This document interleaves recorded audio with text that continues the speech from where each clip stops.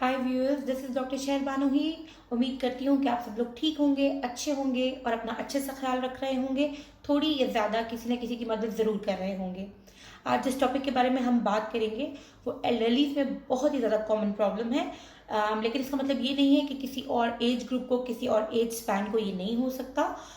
Elderlies में ये इसलिए देखने में ज़्यादा आता है क्योंकि ये उनकी एक बहुत ही कॉमन प्रॉब्लम होती है।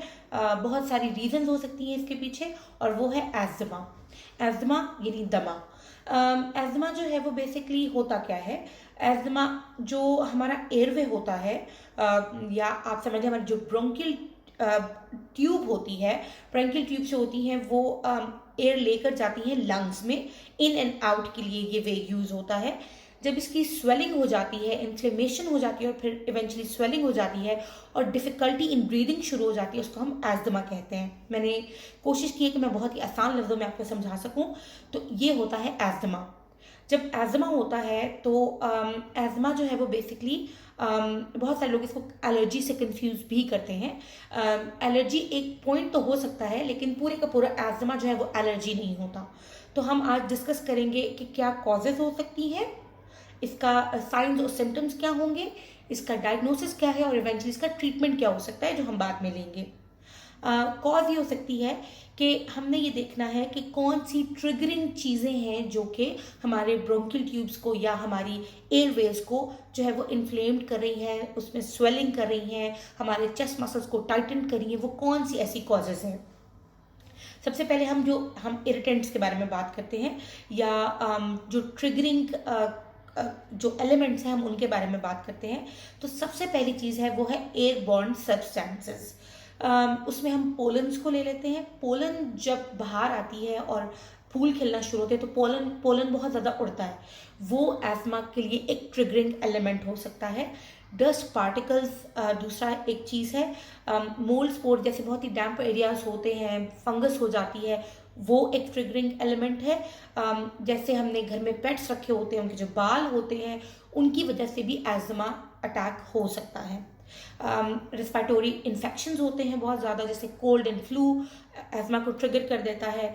कुछ एस्थमा जो होते हैं वो एक्सरसाइज इंड्यूस्ड एस्थमास होते हैं, यानी कि वो एक्सरसाइज की वजह से जब आप एक्सरसाइज करते हैं तो वो उसको जो है वो एस्थमा उसमें ट्रिगर हो जाता है, और एस्थमा का जो अटैक है वो उसकी वजह से हो जाता है लोगों को। एयर जो पोल्यूटेंट्स हैं उनके बारे में हमने बात कर ली, लेकिन जैसे स्मोक है वो भी एक ट्रिगरिंग एलिमेंट है। उसके अलावा हम देखें कि कुछ ड्रग्स हैं जो कि इसमें एक्ट करती हैं, जैसे एस्प्रिन है, कुछ बीटा ब्लॉकर्स हैं। ये भी जो है वो ट्रिगरिंग एजेंट्स या एलिमेंट्स समझे जा सकते हैं। आइबुप्रोफेन समझी जा सकती है। अच्छा, उसके अलावा जैसे बहुत ही ज़्यादा कोई एकदम से कोई स्ट्रेस बहुत ज़्यादा हो गया है, या फिर कोई भी स्ट्रॉन्ग इमोशंस, कोई भी ऐसी परेशानी एकदम से जो आपको आई है, उससे भी एस्थमा अटैक हो सकता है। तो ये तो हैं वो जो कॉजेज़ हमने डिस्कस किए कि ये सब कॉजेज़ क्या हैं जो कि इसको ट्रिगर कर सकती हैं एस्थमा को। अब हम बात करते हैं साइंस और सिम्टम्स की। हम अगर अर्ली वार्निंग साइंस देखें तो बहुत ही फ्रीक्वेंट कफ होती है, स्पेशली रात में बहुत ही ज़्यादा कॉफिंग शुरू हो जाती है, ब्रेक ही बिल्कुल नहीं आ रहा होता, बहुत ही ज़्यादा लोग खांस रहे होते हैं। ये एक अर्ली वार्निंग साइन है इसका। शॉर्टनिंग ऑफ ब्रेथ जो है वो एक और साइन है इसका। उसके अलावा जैसे हमारा सांस उखड़ने लगता है, जैसे हम उसे कहते हैं लूजिंग ऑफ ब्रेथ, यानी कि सांस बिल्कुल उखड़ने लगता है, आ नहीं रहा होता क्योंकि पूरी ऑक्सीजन नहीं जा रही होती है। तो ये भी एक साइन है। हम जब एक्सरसाइज करते हैं तो बहुत ही अपने आप को वीक और लिथार्जिक फील करते हैं, बहुत ही टायर्ड फील करते हैं, ये भी एक और साइन है इसका। वीजिंग होती है बहुत ज़्यादा, जैसे सीटी की आवाज़ होती है वैसे जो है वो लंग्स में से जब आप सांस लेते हैं तो आवाज़ आने लगती है। कोल्ड या जो एलर्जी होती है वो बेसिकली एक और साइन है, जैसे बहुत ही ज़्यादा रनी नोज हो जाता है, स्नीजिंग होती, छींकें आने लगती हैं, कॉफ होता है, नेज़ल कंजेशन हो जाती है, जिसे हम कहते हैं कि हमारा नाक बंद हो गया है, या पूरा नेज़ल जो ब्लॉकेड होता है वो आप समझ लें। सोर थ्रोट हो जाता है, जैसे आजकल मुझे हुआ है, और हेडेक होता है। इसके अलावा सोने में थोड़ी परेशानी होती है। ये सब चीज़ें जो है ये इसके साइंस हैं। सिम्टम्स जो हैं, साइंस और सिम्टम्स, वीजिंग जैसे मैं पहले बता चुकी हूँ, सीटी की तरह की, और बहुत ही तेज से सांस आने लगता है, ब्लू लिप्स हो जाते हैं, फिंगर नेल्स ब्लू हो जाते हैं आपके, हम रिट्रैक्शंस बोलते हैं, जैसे tightening of neck and chest muscles जो हैं वो हो जाते हैं, बहुत ही पीली आपकी जो है वो जर्द रंग पड़ जाता है अगर जब आपको एजमा अटैक होता है। तो ये तो हो गए साइंस और सिम्टम्स। जो अगर किसी को भी है तो वो इसको बिल्कुल लाइट नहीं ले, और इस पर फ़ौरन जो है वो डॉक्टर से कंसल्ट करे, क्योंकि बाज़ दफ़ा जब आपको नहीं पता होता तो क्या होता है कि आप डॉक्टर के पास नहीं जा रहे हो, तो अगर खुदा न खास्ता किसी को हो जाए तो ये बहुत ही सीरियस कंडीशन भी हो सकती है। हम बात करते हैं इसके डायग्नोसिस की। जो डायग्नोसिस है वो हम कैसे कर सकते हैं? तो सबसे पहले तो फिजिकल एग्जामिनेशन होता है। जब आप डॉक्टर के पास जाते हैं वो आपसे आपके साइंस और सिम्टम्स पूछता है और चेक करता है कि कोई और अंडरलाइन डिजीज तो नहीं है आपको। उसके अलावा जो दूसरी चीज़ होती है वो पल्मोनरी या फिर लंग फंक्शन टेस्ट होता है, जिसमें 3-4 होते हैं। जैसे स्पायरोमेट्री होता है, जो कि एक मशीन होती है जिससे आपके चेक करते हैं कि जो आपका सांस है वो अंदर और बाहर किस रेशो में आ जा रहा है, उसको स्पायरोमेट्री कहते हैं उस मशीन को। फिर जो है वो एक पीक फ्लो मीटर होता है, जो कि चेक करता है कि उसमें आपको पहले मेडिसिन दी जाती है, बिफोर एंड आफ्टर जो है वो आपसे कहते हैं कि आप एक्सहेल करें। जब आप सांस बाहर निकालते हैं तो अगर उसकी रेशो कम होती है तो पता चल जाता है कि एस्मा की तरफ आप जा रहे हैं। फिर एक मेथाकोलिन चैलेंज टेस्ट होता है, ये भी एक तरह का आप समझ लें मेडिकेशन रिलेटेड टेस्ट है। इमेजिंग जैसे चेस्ट एक्सरे लिया जाता है, सीटी स्कैन होता है, ताकि वो चेक कर सकें कि कोई भी एक्स्ट्रा म्यूकस तो नहीं है, कुछ पता चल जाए उनको कि कोई एजमा की तरफ तो नहीं जा रही या कोई और रीज़न है अगर आपके साइंस और सिम्टम्स हैं तो ये तो हो गए वो सब डायग्नोसिस जो हमने डिस्कस किए हैं। अब अगर हम बात करें ट्रीटमेंट्स की, तो ट्रीटमेंट्स कैसे देखे जाते हैं? इसके ट्रीटमेंट्स देखे जाने मतलब जो ट्रीटमेंट्स आपने लेना है वो ये है कि पहले तो आपने ये देखना है कि क्या रीज़न है। अगर तो आपने डॉक्टर को चेक करा लिए तो ज़ाहिर है डॉक्टर आपको मेडिकेशन प्रिस्क्राइब करेगा।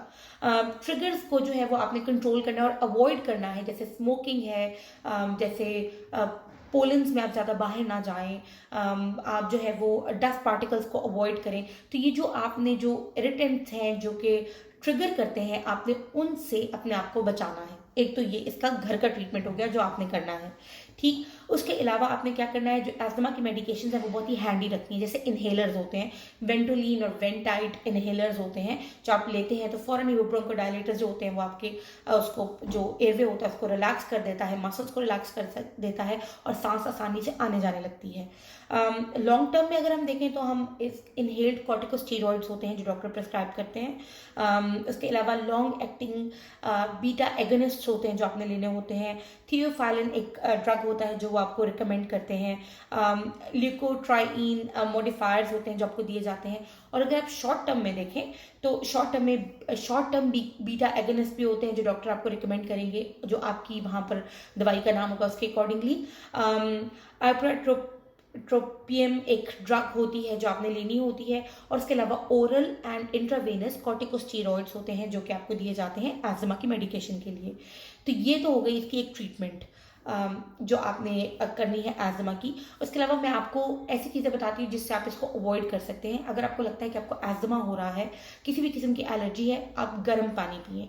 गर्म पानी से आप बहुत हद तक जो है वो इसको कंट्रोल कर सकते हैं, तब तक जब तक आप अपनी मेडिकेशन नहीं ले लें। आप अपने आप को एक्सपोजर से बचाइए। जैसे अगर आपको लगता है कि घर में कोई बहुत ही डैम्प एनवायरनमेंट है, फंगस हो सकती है जिससे आपको एलर्जी और एस्थमा क्रिएट हो सकता है, तो आप धूप लगवाएं अपनी चीज़ों को ताकि फंगस से आप हट सकें। और इसके अलावा आप स्मोकिंग वाली एरिया से दूर रहें, जैसे बाहर पोल्यूशन इतनी ज़्यादा होती है, मास्क पहन कर जाएं। तो ये सब चीज़ें, आजकल तो मास्क वैसे भी मुझे लगता है कि हर जगह मैंडेटरी है, आपने हर जगह पहनना ही है। तो जो है वो आप ये सब कुछ करें, इससे जो है वो आप एस्थमा के अर्ली साइंस को अवॉइड कर सकते हैं। अगर आपको बहुत ज़्यादा कॉफ हो रही है तो उस सूरत में भी आप जो है वो उस कॉफ को अवॉइड कर सकते हैं गर्म पानी पीने से। तो एंटी एलर्जी ज़रूर घर में रखें ताकि आप फ़ौरन वो ले सकें। ये चंद चीज़ें हैं जो अगर आप करेंगे तो उससे आपका एज़मा कंट्रोल हो सकेगा। तो आज के लिए बस इतना ही। जो है वो मैं उम्मीद करती हूँ कि इन चीज़ों से आपको बेनिफिट मिलेगा, आप फ़ायदा उठा सकेंगे, आप बेहतर हो सकेंगे और एज़मा अटैक को अवॉइड कर सकेंगे। तो हम अगली वीडियो में मिलेंगे किसी नई चीज़ के साथ। तब तक के लिए इजाज़त दीजिए। खुदा हाफ़िज़।